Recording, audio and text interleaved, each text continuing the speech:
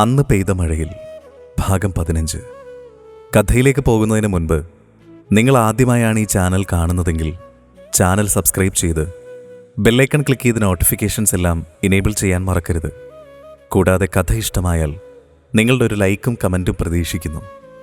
ഇനി നമുക്ക് കഥയിലേക്ക് പോകാം. അയാളാണോ എൻ്റെ ഏട്ടനെ ഉപദ്രവിച്ചത്?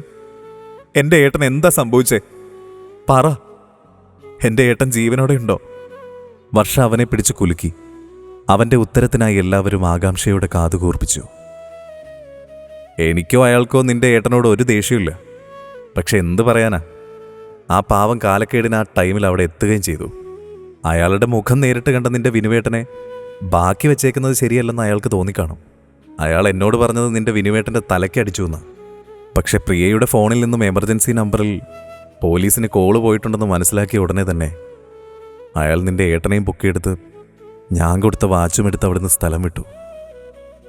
ഇപ്പം നിന്റെ വിനുവേട്ടൻ അറ്റ്ലാന്റിക് ഓഷ്യൻ്റെ മടിത്തട്ടിൽ സുഖനിദ്രയിലാണ്. നിന്റെ വിനുവേട്ടനെ പരലോകത്തേക്ക് അയച്ചവനെ ഇനി മഷിയിട്ട് നോക്കിയാൽ പോലും കിട്ടില്ല. അത് പറഞ്ഞിട്ട് ജയദേവൻ ഒരു ഭ്രാന്തനെ പോലെ പൊട്ടിച്ചിരിച്ചു. കേട്ടത് വിശ്വസിക്കാനാവാതെ, തൻ്റെ വിനുവേട്ടൻ ഇന്ന് ഈ ഭൂമിയിലില്ല എന്ന സത്യം ഉൾക്കൊള്ളാനാവാതെ വർഷ അലറിക്കരഞ്ഞുകൊണ്ട് നിലത്തിരുന്നു. പ്രിയയും അതേ അവസ്ഥയിലായിരുന്നു. തന്നെ രക്ഷിക്കാൻ വന്ന് തനിക്ക് വേണ്ടി മരണം ഏറ്റുവാങ്ങേണ്ടി വന്ന ആ പാവത്തെ ഓർത്ത് അവളും പൊട്ടിക്കരഞ്ഞു. ജയദേവൻ തൻ്റെ കൊലച്ചിരി നിർത്തിയില്ല. മായയും ജയശങ്കറും മുത്തശ്ശിയും സതിയും കേട്ടതൊന്നും വിശ്വസിക്കാനാവാതെ അവനെ പകച്ചു നോക്കിക്കൊണ്ടിരുന്നു. ആദിത്ത് സ്വയം നിയന്ത്രിക്കാനാവാതെ ജയദേവൻ്റെ കരണത്തടിച്ചു. ജയദേവൻ അത് ആസ്വദിക്കുന്നു എന്ന മട്ടിൽ വീണ്ടും ചിരിച്ചുകൊണ്ടിരുന്നു. നിങ്ങൾ ചിരിക്ക്.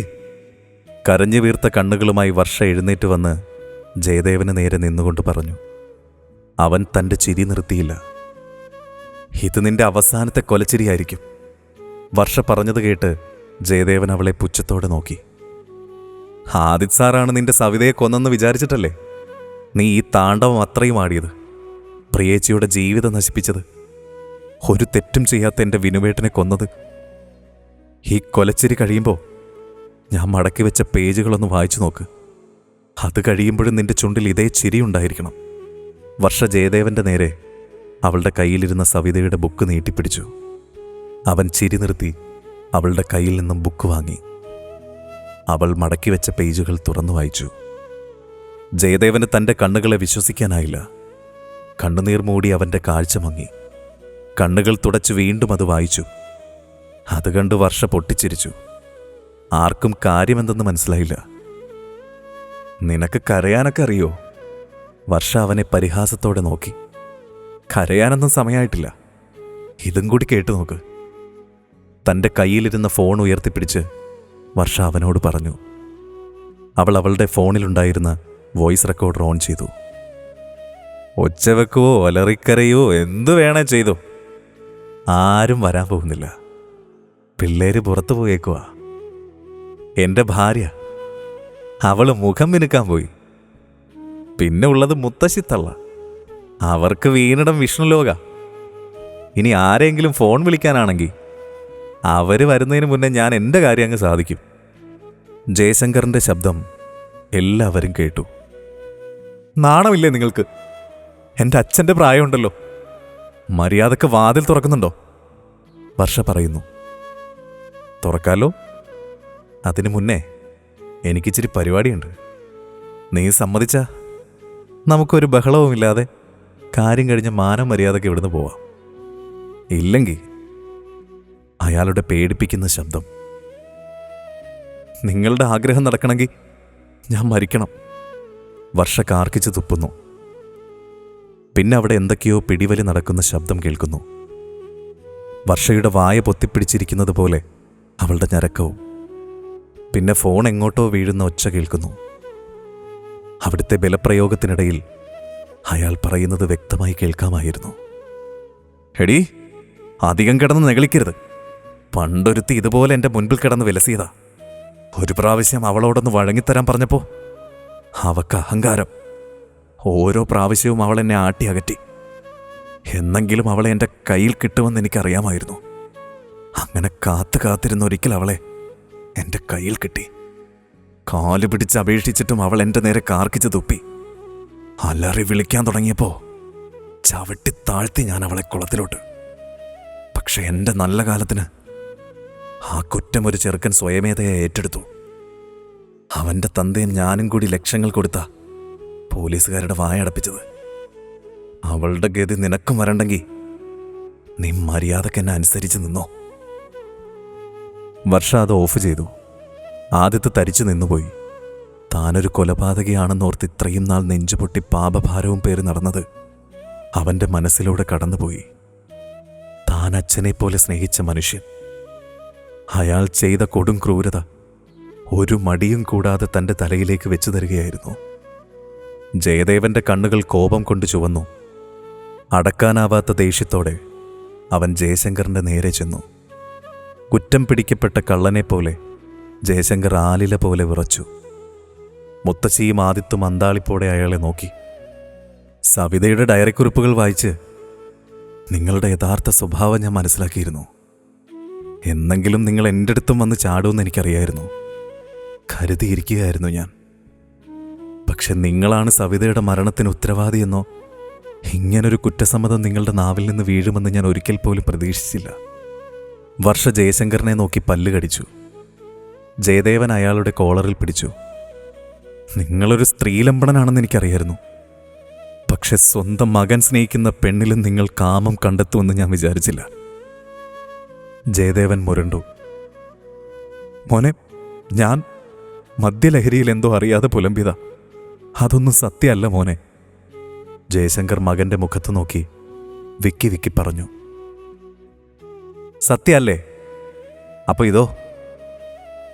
ജയദേവൻ വർഷ അവന് കൊടുത്ത സവിതയുടെ ബുക്കിലെ മടക്കിവെച്ച ചില പേജുകളിലെ ചില വരികൾ അയാളെ വായിച്ചു കേൾപ്പിച്ചു.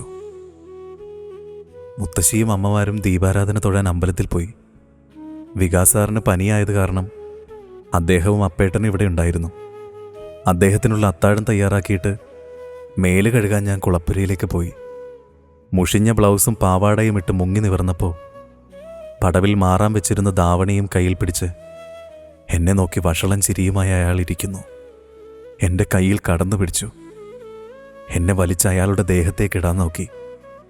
അപ്പോഴാണ് എൻ്റെ പേരും വിളിച്ചുകൊണ്ട് അപ്പേട്ടൻ എന്നെ അന്വേഷിച്ച് വരുന്ന ശബ്ദം കേട്ടത്. നിന്നെ പിന്നെ എടുത്തോളാമെന്ന് പറഞ്ഞ് അയാൾ അവിടെ നിന്ന് ഓടി. അപ്പേട്ടൻ കുളപ്പുരയുടെ വാതിലിൻ്റെ സൈഡിൽ വന്നു നിന്നു. കുറച്ച് സമയമായിട്ടും എന്നെ കാണാഞ്ഞതുകൊണ്ട് അന്വേഷിച്ച് വന്നതായിരുന്നു അപ്പേട്ടൻ. പെട്ടെന്ന് വസ്ത്രം വാരി വലിച്ചെടുത്ത് ഞാൻ അങ്ങോട്ട് ചെന്നു. എൻ്റെ കണ്ണുകൾ നിറഞ്ഞിരിക്കുന്നത് കണ്ട് അപ്പേട്ടൻ കാര്യം ചോദിച്ചു. എന്തോ കണ്ട് പേടിച്ചതാണെന്ന് പറഞ്ഞപ്പോൾ ഇനി ത്രിസന്ധ്യ നേരത്ത് കുളത്തിൽ വരരുതെന്നും അകത്ത് ബാത്റൂമിൽ പോയി കുളിച്ചോളണമെന്നും അപ്പേട്ടൻ വഴക്ക് പറഞ്ഞു. അപ്പേട്ടൻ വന്നതുകൊണ്ട് മാത്രമാണ് ആ ചെകുത്താൻ്റെ കയ്യിൽ നിന്ന് ഞാൻ രക്ഷപ്പെട്ടത്. എന്നെ ജീവന തുല്യം സ്നേഹിക്കുന്നുണ്ടെങ്കിലും ഇതുവരെ അനാവശ്യമായി എൻ്റെ വിരൽത്തുമ്പിൽ പോലും ദേവേട്ടൻ തൊട്ടിട്ടില്ല. പണ്ട് കവലയിൽ വെച്ച് എന്നെ ഒന്ന് നോക്കി വഷളത്തരം പറഞ്ഞതിനാണ് ദേവേട്ടൻ ശിവനെ അടിച്ച് കൈയും കാലും ഒടിച്ചതും പിറ്റേന്ന് എന്നെ ഹോസ്പിറ്റലിലേക്ക് വിളിച്ച് ശിവനെ കൊണ്ട് മാപ്പ് പറയിച്ചതും. അങ്ങനെയുള്ള ഒരാളോട് സ്വന്തം അച്ഛൻ തന്നെ എന്നെ നശിപ്പിക്കാൻ നോക്കുന്നുവെന്ന് പറഞ്ഞാൽ എങ്ങനെ പ്രതികരിക്കുമെന്ന് എനിക്കറിയില്ല. ദേവേട്ടൻ്റെ സ്വഭാവം വെച്ച് ചിലപ്പോൾ ഒരു കൊലപാതകം തന്നെ നടന്നേക്കാം. കാരണം ദേവേട്ടൻ അത്രമാത്രം ഈ അമ്മുവിനെ ഭ്രാന്തമായി സ്നേഹിക്കുന്നു. ജയദേവൻ ജയശങ്കറിനെ നോക്കി. അയാൾ നിന്ന് വിറയ്ക്കുന്നു. യാദർശികമായിട്ടാണെങ്കിലും എനിക്ക് സവിതയുടെ മുഖസാമ്യം ഉള്ളതുകൊണ്ടല്ലേ അന്ന് കടയിൽ വെച്ച് പ്രശ്നമുണ്ടായപ്പോൾ നിങ്ങൾക്ക് അത്രയും ദേഷ്യം വന്നതും എന്നെ അപമാനിച്ചവനെ ഉപദ്രവിച്ചതും അവനെക്കൊണ്ട് മാപ്പ് പറയിച്ചതുമൊക്കെ. അറിയാതെയാണെങ്കിൽ പോലും അന്ന് നിങ്ങൾ എന്നെ വിളിച്ച പേര് ഞാൻ മറന്നിട്ടില്ല. ഇഷ്ടം കൂടുമ്പോൾ നിങ്ങൾ സവിതയെ വിളിച്ചുകൊണ്ടിരുന്ന അതേ പേര് തന്നെ, അമ്മു. അതും സവിത കുറിച്ചിട്ടുണ്ട്. വർഷ ജയദേവനോട് ചോദിച്ചു. ആദിത്യ പകച്ചു നിന്ന് വർഷയെ നോക്കി. കടയിൽ വെച്ച് എന്തോ പ്രശ്നമുണ്ടായി എന്നുള്ളത് അവനൊരു പുതിയ അറിവായിരുന്നു. ആരോടും പറയണ്ട എന്ന് പറഞ്ഞെങ്കിലും അന്ന് കടയിൽ വെച്ച് നടന്നതൊക്കെ വർഷ അന്ന് തന്നെ പ്രിയയോട് മാത്രം പറഞ്ഞിരുന്നു. ജയദേവൻ ഒന്നും മിണ്ടിയില്ല. അവൻ അടുത്ത പേജ് വായിച്ചു. വികാസാറും ശാരദാമ്മയും പ്രിയേച്ചിയും മുത്തശ്ശിയും ഒരു ബന്ധുവീട്ടിലേക്ക് പോയി. മായമ്മ അവരുടെ വീട്ടിലും. അപ്പേട്ടനും ദേവേട്ടനും സിനിമ കാണാൻ വേണ്ടി പോയി. ഞാൻ അടുക്കളയിൽ പാത്രം കഴുകിക്കൊണ്ടിരുന്നപ്പോൾ അയാൾ പിന്നിൽ നിന്ന് വന്ന് എന്നെ വട്ടം ചുറ്റിപ്പിടിച്ചു. എങ്ങനെയോ കുതറി മാറി ഞാൻ അവിടെ നിന്ന് ഓടി റോഡിലേക്ക് ഇറങ്ങി നിന്നു. അയാൾ സ്വന്തം വീട്ടിലേക്ക് പോയി എന്ന് ഉറപ്പ് വരുത്തിയതിന് ശേഷമാണ് ഞാൻ തിരികെ പോയത്. പണ്ടൊക്കെ എല്ലാവരും വെക്കേഷന് വരുന്നെന്ന് കേൾക്കുമ്പോൾ സന്തോഷം പറഞ്ഞറിയിക്കാൻ പറ്റില്ലായിരുന്നു. ദിവസങ്ങൾ എണ്ണി എണ്ണി കാത്തിരിക്കുമായിരുന്നു. ഇപ്പോൾ എല്ലാവരും എങ്ങനെങ്കിലും ഒന്ന് പൊയ്ക്കിട്ടിയാൽ മതിയെന്നേ ഉള്ളൂ. അടുക്കളയിലും കുളപ്പടവിലുമൊക്കെ അയാളുടെ ഒളിഞ്ഞു നോട്ടം സഹിക്കാൻ പറ്റുന്നില്ല. സ്വന്തം മകൻ സ്നേഹിക്കുന്ന പെണ്ണാണെന്നറിഞ്ഞാൽ ഒരുപക്ഷെ എന്നോടുള്ള സമീപനത്തിന് മാറ്റം വരുമായിരിക്കും. പക്ഷെ തൽക്കാലം ദേവേട്ടൻ്റെ പഠിത്തം കഴിഞ്ഞൊരു ജോലി കിട്ടുന്നതുവരെ ആരും ഈ കാര്യം അറിയരുതെന്നാണ് ഞങ്ങളുടെ തീരുമാനം. അതുവരെ അയാളുടെ കയ്യിൽ നിന്ന് എങ്ങനെങ്കിലുമൊക്കെ ഒന്ന് രക്ഷപ്പെട്ട് നിന്നേ പറ്റൂ. എന്നെയും ദേവേട്ടനെയും പറ്റി അമ്മയ്ക്ക് എന്തൊക്കെയോ സംശയങ്ങളുണ്ടെന്ന് തോന്നുന്നു. മുനവെച്ച് എന്തൊക്കെയോ സംസാരിക്കുന്നുണ്ടായിരുന്നു. ഞാനും ദേവേട്ടനും തമ്മിൽ ഇഷ്ടത്തിലാണെന്നറിഞ്ഞാൽ അമ്മ എന്നെ കൊന്നുകളയും. ദേവേട്ടൻ്റെ അച്ഛൻ്റെ കാര്യം അമ്മയും അറിയാണ്ടിരിക്കുന്നതാണ് നല്ലത്. പറഞ്ഞാൽ പിന്നെ എന്നെ തറവാട്ടിലേക്ക് പോകാൻ അനുവദിക്കില്ല. എനിക്കെൻ്റെ ദേവേട്ടനെ കാണാൻ പറ്റാണ്ടാവും. നിറഞ്ഞു വന്ന കണ്ണുകൾ തുടച്ചുകൊണ്ട് ജയദേവൻ പേജുകൾ മറിച്ചു വായിച്ചുകൊണ്ടിരുന്നു. അവൻ്റെ ശബ്ദം ഇടറുന്നുണ്ടായിരുന്നു. പിന്നെയുള്ളത് സവിത മരിച്ചതിൻ്റെ തലേന്നത്തെ കുറിപ്പായിരുന്നു. സഹിക്കാവുന്നതിനും അപ്പുറമായി ഇന്ന് മുത്തശ്ശിയും ഞാനും തനിച്ചായിരുന്നു. ഞങ്ങളുടെ വീട്ടിൽ കിണറുദേവൻ ആൾ വരുന്നതുകൊണ്ട് അമ്മ തറവാട്ടിലേക്ക് എത്താൻ താമസിക്കുമെന്ന് പറഞ്ഞിരുന്നു. അപ്പേട്ടനും ദേവേട്ടനും കൂട്ടുകാരുടെ കൂടെ കറങ്ങാൻ പോയി. വികാസാറും ശാരദാമ്മയും പ്രിയേച്ചിയും മായമ്മയുമായി പ്രിയേച്ചിക്ക് കുറച്ച് സ്വർണം മാറി വാങ്ങിക്കാൻ വേണ്ടി പോയിരിക്കുമായിരുന്നു. അയാളും അവരുടെ കൂടെ പോയിക്കാണോന്നാണ് ഞാൻ വിചാരിച്ചത്. മുത്തശ്ശി കുളിക്കാൻ കയറിയ സമയം ഞാൻ ചായ്പിലായിരുന്നു.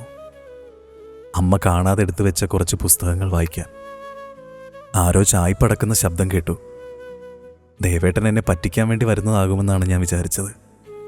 പക്ഷെ തൊട്ടു മുൻപിൽ അയാൾ എന്നെ വലിച്ച് താഴെ നിലത്തേക്കിട്ടു. പുറമിടിച്ച് ഞാൻ താഴെ വീണു. എൻ്റെ ഉടുപ്പിൽ പിടുത്തമിട്ടപ്പോൾ എൻ്റെ പുറം പൊളിയുന്ന വേദനയ്ക്കിടയിലും അവിടെ അടുത്ത് കിടന്ന കുത്തുവിളക്കൊരെണ്ണം എടുത്ത് ഞാൻ അയാളുടെ കാലിലടിച്ചു. അയാൾ നിലംപൊത്തി വീണു. ആ തക്കത്തിനുള്ള ജീവനും കൊണ്ട് ഞാൻ എഴുന്നേറ്റ് ഓടി. അമ്മ വന്നപ്പോൾ അടുക്കളയിൽ കരഞ്ഞുകൊണ്ടിരിക്കുന്ന എന്നെയാണ് കണ്ടത്. കാര്യമന്വേഷിച്ചപ്പോൾ എല്ലാ സത്യങ്ങളും ഞാൻ തുറന്നു പറഞ്ഞു. അമ്മയും എന്നെ കെട്ടിപ്പിടിച്ച് കരഞ്ഞു. ജയദേവൻ വായിച്ചു നിർത്തി. എല്ലാവരും ഞെട്ടി സതിയെ നോക്കി. നിങ്ങൾക്കെല്ലാം അറിയായിരുന്നല്ലേ? ജയദേവൻ കത്തുന്ന കണ്ണുകളോടെ സതിയെ നോക്കി. ഈ മനുഷ്യനെ ഉപദ്രവിക്കുന്നതും അയാൾ അവളോട് മോശമായി പെരുമാറുന്നതുമൊക്കെ അവൾ നിങ്ങളോട് പറഞ്ഞിരുന്നില്ലേ? എന്നിട്ടും അയാളുടെ കൈകളിൽ കിടന്ന് മരിക്കാൻ നിങ്ങൾ ആ പാവം പെണ്ണിനെ വിട്ടുകൊടുത്തില്ലേ? നിങ്ങളൊരമ്മയാണോ? ഛീ! ജയദേവൻ അവരുടെ മുഖത്ത് നോക്കി പല്ല് കടിച്ചുകൊണ്ട് പറഞ്ഞു. എൻ്റെ കുഞ്ഞിനെ ഈ ദുഷ്ടൻ ഉപദ്രവിക്കുന്നെന്ന് ആദ്യമായിട്ടും അവസാനമായിട്ടും എന്നോട് അന്നാണ് അവൾ പറയുന്നത്. പക്ഷെ മോൻ പറഞ്ഞതിലൊരു ചെറിയ പിഴവുണ്ട്. എൻ്റെ മോള് ഇയാളുടെ കൈകളിൽ കിടന്നല്ല മരിച്ചത്. സതി പറഞ്ഞത് കേട്ട് എല്ലാവരും അവരെ തന്നെ കണ്ണുമിഴിച്ച് നോക്കി നിന്നു. തുടരും. വീഡിയോ ഇഷ്ടമായെങ്കിൽ ലൈക്ക് ചെയ്യാനും ഷെയർ ചെയ്യാനും സബ്സ്ക്രൈബ് ചെയ്യാനും മറക്കരുത്.